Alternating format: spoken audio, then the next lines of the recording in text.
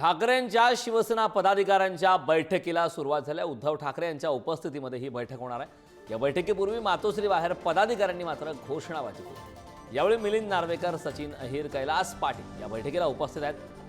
त्यामुळे उद्धव ठाकरे यांच्या उपस्थितीमध्ये महत्त्वाची बैठक होते। धाराशिवचे आमदार कैलास पाटील हे सुद्धा या बैठकीला उपस्थित आहेत। या संदर्भात अधिकचे अपडेट देण्यासाठी आपले प्रतिनिधी पंकज दळवी आपल्या सोबत जोडलेत। पंकज, खरं तर मागच्या काही महिन्यांचा जर घटनाक्रम पाहिला तर त्यामध्ये ठाकरेंच्या शिवसेनेमधून आउटगोईंग खूप मोठ्या प्रमाणात झाली आणि त्याच पार्श्वभूमीवर आजची महत्त्वाची बैठक आहे। या बैठकीमध्ये नेमकी काय चर्चा होऊ शकते आणि आगामी काळातल्या महापालिका निवडणुकांसंदर्भात सुद्धा काही चर्चा होईल का?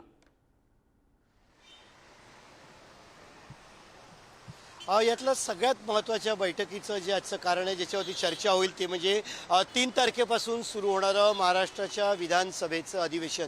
या अधिवेशनामध्ये नक्की कसे मुद्दे मांडायचे याविषयीची ब्रीफिंग उद्धव ठाकरे जे आहेत ते त्यांच्या आमदारांना देतील।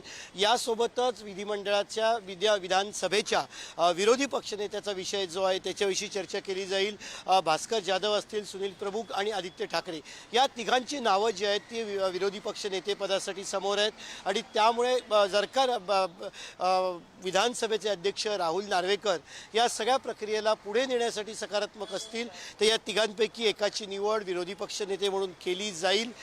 यासोबतच पक्षामध्ये गेल्या काही दिवसांपासून आउटगोईंग सुरू आहे। पक्षाचे नेते हे भाजपा किंवा एकनाथ शिंदे यांच्या शिवसेनेची साथ जी आहे ती द्यायला सुरुवात करत आहेत। त्यामुळे नक्की हे आउटगोईंग कसं थांबवायचं, अजून कोण कोण नेते जाऊ शकतात, अजून कोण नेते जे आहेत ते कुंपणावरती बसलेले आहेत, या सगळ्याची माहिती जी आहे ती घेतली जाईल। विधान परिषदेचे नेते सचिन अहिर असतील, जमो अभ्यंकर असतील, ते मिलिंद नार्वेकर असतील, ते आलेले आहेत।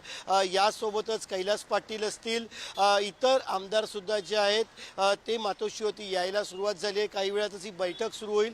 आमदार आतमध्ये गेलेले आहेत आणि उद्धव ठाकरेंशी संवाद साधणार आहेत। 3 तारखेपासून महाराष्ट्राच्या विधानसभेचं अर्थसंकल्पीय अधिवेशन सुरू होतं आहे। या अर्थसंकल्पीय अधिवेशनामध्ये विरोधी पक्षनेता कोण असेल याच्याविषयी चर्चा होणार। मात्र ती प्रक्रिया पुढे न्यायला सरकारी पक्ष म्हणजे खास करून भाजपा, एकनाथ शिंदे यांची शिवसेना आणि अजित पवार हे सकारात्मक आहेत का? जर का ते सकारात्मक असतील तर हा विषय पुढे नेला जाईल आणि जर का पुढे न्यायचा झाला तर शिवसेनेमधनं कोणाची नावं पुढे येतील हे तितकंच महत्त्वाचं असणार आहे। नक्कीच पंकज, या बैठकीसंदर्भातले वेळोवेळी ताजे अपडेट घेत राहू। तुर्तास धन्यवाद।